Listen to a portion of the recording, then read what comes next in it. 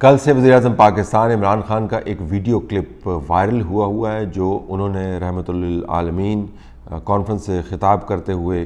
جو بیان دیا، اسی خطاب میں انہوں نے ایک رحمۃ للعالمین اتھارٹی قائم کرنے کا بھی اعلان کیا، جو ان کے مطابق پاکستان کے اندر تعلیمی نصاب کی نگرانی کرے گی، سوشل میڈیا کے اوپر جو مواد ہوتا ہے اس کو بھی وہ مانیٹر کروائیں گے۔ اب یہ کمال بات ہے کہ جتنے متنازع سیاسی کام ہیں ان کو آپ اس کائنات کی سب سے مقدس، اہم ترین اور اعلیٰ ترین اور صاف ترین اور بہترین شخصیت کے نام کے ساتھ جوڑ دیتے ہیں۔ تو ہم شروع دن سے گزارش کر رہے ہیں کہ ریاست پاکستان کو ریاست مدینہ کی مثالوں کے ذریعے واضح نہیں کریں۔ اگر آپ نے نصاب کی مانیٹرنگ کروانی ہے، وہ نصاب جو آپ نے خود بنوایا ہے، تو اس کے لیے آپ کو دنیاوی حوالے استعمال کرنے چاہیے۔ ویسے بھی دینی اور مذہبی اسکالرز کا یہ کام نہیں ہے۔ ایسے کام آپ کو سیاسی طور پر ایسے کام آپ کو طالبان کے یہاں پر ہوتے ہوئے نظر آتے ہیں، نارتھ کوریا کے اندر ہوتے ہوئے نظر آتے ہیں، اتھارٹیرین سٹیٹس کے اندر ہوتے ہوئے نظر آتے ہیں۔ لیکن یہ وتیرہ بن گیا ہے کہ جتنے متنازع کام ہیں اس کے اوپر اس کائنات کی سب سے مقدس شخصیت کے حوالے سے اگر بات کی جائے تو وہ تنازعات چھپ جاتے ہیں۔ تو بہرحال یہ ایک علیحدہ معاملہ ہے کہ یہ اپنے ہی نصاب کی نگرانی کیسے کریں گے اور یہ کون لوگ ہوں گے جو اس اتھارٹی کے ذریعے اس نصاب کی نگرانی کریں گے۔ لیکن عمران خان صاحب جو ہیں سرٹنلی کابل میں جو طالبان کی تبدیلی آئی ہے اس سے بہت زیادہ متاثر لگتے ہیں، اور اصل میں اپنی اساس کی طرف، وہ نظریاتی اساس کی طرف واپس جاتے ہوئے نظر آتے ہیں۔ لیکن جو دوسرا ان کا کلپ چل رہا ہے وہ بڑا دلچسپ ہے، جس کے اندر انہوں نے حضرت عمر رضی اللہ تعالیٰ عنہ کے حوالے سے بات کی اور بتایا کہ کس طرح انہوں نے اسلام کی تاریخ کے عظیم ترین کمانڈر جنہوں نے کبھی کوئی جنگ نہیں ہاری تھی ان کو ہٹا دیا، کیونکہ حضرت عمر کی ججمنٹ جو تھی وہ بہت پکی تھی۔ خالد بن ولید شاید ہی دنیا کی تاریخ میں اتنا بڑا کوئی جنرل آیا ہو، وہ کبھی جنگ ہی نہیں ہارے تھے۔ حضرت عمر ان کو کہتے تھے کہ نہیں تم چھوڑو، کسی اور کو میں کمانڈ دینے لگا ہوں۔ تو یہ اتنے زیادہ عظیم لوگ کیسے بن گئے؟ اس کے اوپر تو ریسرچ کریں۔ اب اس کے بعد سوشل میڈیا پر چہمہ گوئیاں شروع ہو گئیں، کیونکہ اس کا تناظر وہی ہے جس کے اوپر پچھلے 4 دنوں سے بحث جاری ہے کہ راولپنڈی اور بنی گالہ کے درمیان آپ کو ایک خلیج بنتی ہوئی نظر آتی ہے، اور اس خلیج کو کم کرنے کے لیے جو کاوشیں کی جا رہی ہیں وہ آپ کو بانتیجہ ثابت ہوتی ہوئی نظر نہیں آتی۔ تو بعض لوگوں نے یہ سوال اٹھانے شروع کر دیے کہ آپ کو یہ مثال دینے کی کیا ضرورت تھی کہ اسلامی دنیا کا بہترین کمانڈر امیر المومنین کے احکامات کے تابع ہے، اور ان کو جب ہٹانے کا حکم ہوتا ہے تو وہ ہٹا دیے جاتے ہیں۔ تو تشریح اس کی سیاسی طور پر یہ کی جا رہی ہے کہ کہیں عمران خان صاحب جنرل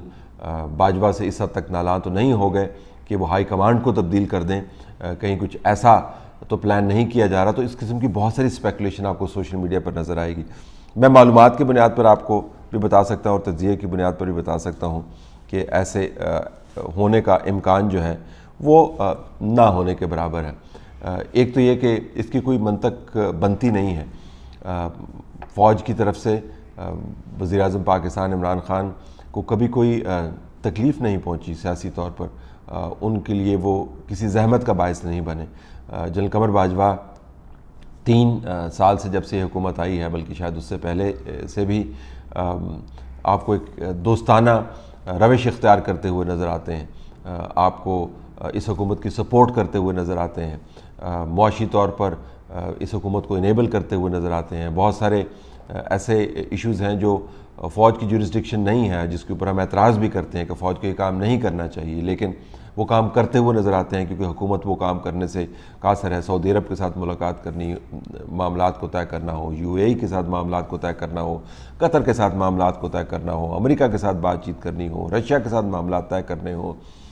پاکستان کی بزنس کمیونٹی کے ساتھ انگیج کرنا ہو، میڈیا کو یہ بتانا ہو کہ اس حکومت کو کام کرنے دینے کے لیے اسپیس کریٹ کرے، تو وہ تمام جگہیں جن پر سے یا جن کے ذریعے فوج کی قیادت کے اوپر اعتراض آتا ہے، وہاں پر آپ کو جنرل قمر باجوہ اس حکومت کے لیے ایک موافق ماحول فراہم کرتے ہوئے نظر آتے۔ تو ان کی طرف سے اس حکومت کو یا اس وزیر اعظم کو تو کسی قسم کا کوئی پریشانی نہیں پہنچی، ان کو وہ کیوں ہٹائیں گے؟ یہ ضرور ہے کہ چونکہ آپ فیصلہ سازی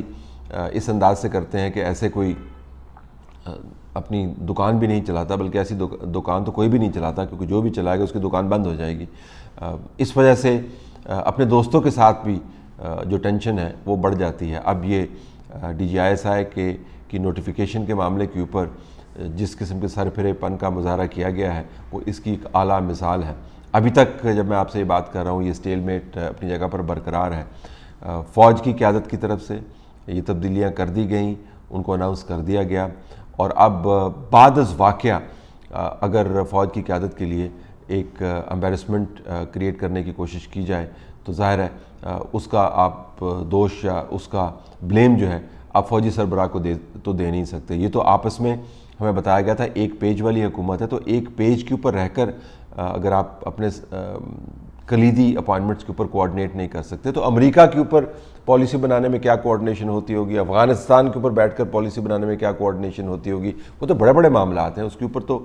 ڈائیورجنٹ انٹرسٹ جس کو ہم کہتے ہیں، مختلف قسم کے جو مفادات ہیں ان کا ٹکراؤ ہو رہا ہے، تو اس کو آپ نے فائن ٹیون کرنا ہے۔ یہ تو سیدھی سیدھی باتیں ہیں جس کے اوپر آپ کو فیصلہ سازی کرنی ہے، لیکن چونکہ ہم نے پاکستان میں ہر سیدھی بات کو سر کے بل کھڑا کر دینا ہے اور ہر سیدھی منزل کو الٹے رستے کے ذریعے حاصل کرنے کی کوشش کرنا ہے، تو لہٰذا یہ معاملات بنے ہوئے۔ تو جنرل قمر باجوہ ویسے بھی اس حکومت کے ذریعے اور اپوزیشن کی مدد سے وہ 3 سال مزید ان کو ملے، اور 2 اپنی ٹرمز کے مطابق انہوں نے مدت پائی۔ اب آخری سال ان کا شروع ہونے والا، تو جب اتنی طویل مدت گزر جائے تو اس قسم کی باتیں کہ وہ ان کو ریپلیس کرنے والے ہیں یا ریپلیس کر سکتے ہیں، اور یہ حوالے جو دیے جا رہے ہیں وہ میرے خیال میں کوئی حقیقت پر مبنی نہیں ہے۔ یہ میں آپ کو معلومات کی بنیاد پر بتا سکتا ہوں کہ چونکہ نوٹیفیکیشن کے معاملے کے اوپر اتنی ٹینشن بڑھی ہوئی ہے اور نظام کے اندر ایک لاوا پکتا ہوا آپ کو نظر آ رہا ہے، تو یہ خارج از امکان نہیں ہے کہ کہیں پر یہ بیٹھ کے یہ بات کی گئی ہو ہائیسٹ لیول کے اوپر کہ کیا کیا آپشنز کون کون ایکسرسائز کر سکتا ہے۔ تو اگر دونوں سائڈز معاملات کو طریقے کے ساتھ طے کرنے سے قاصر ہیں تو پھر یہ آپشنز سامنے آئی ہوں گی، ڈسکشن ان پر ہو سکتی ہے، اور یہ امکان جو ہے آپ اس کو رد نہیں کر سکتے۔ لیکن یہ کہنا کہ اس بات چیت کے ذریعے کوئی حتمی پالیسی بنائی جا رہی ہے اور یہ تاریخی حوالے دیے جا رہے ہیں ان امکانات کی طرف بطور اشارہ، میرے خیال میں یہ ذرا فار فیچڈ ہوگا۔ لیکن یہ حقیقت ہے کہ اس قسم کے بیانات کا اس انداز سے مشہور ہو جانا آپ کو بتاتا ہے کہ نظام کے اندر اس وقت ٹینشن کتنی بلڈ اپ ہوئی ہے۔ جو نوٹیفیکیشن کا معاملہ ہے وہ تو شاید طے ہو جائے کسی نہ کسی طریقے سے، لیکن جو خود پر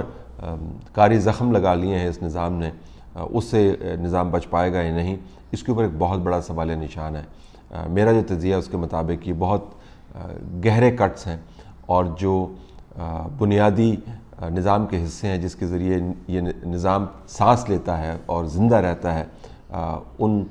حصوں کو شدید قسم کے زخم آئے ہیں۔ اب وہ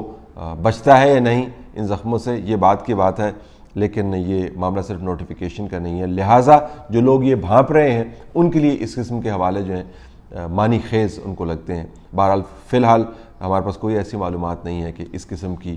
سوچ اگر موجود ہے تو اس پر عمل درآمد کے لیے کوئی لائحہ عمل بنایا جا رہا ہے۔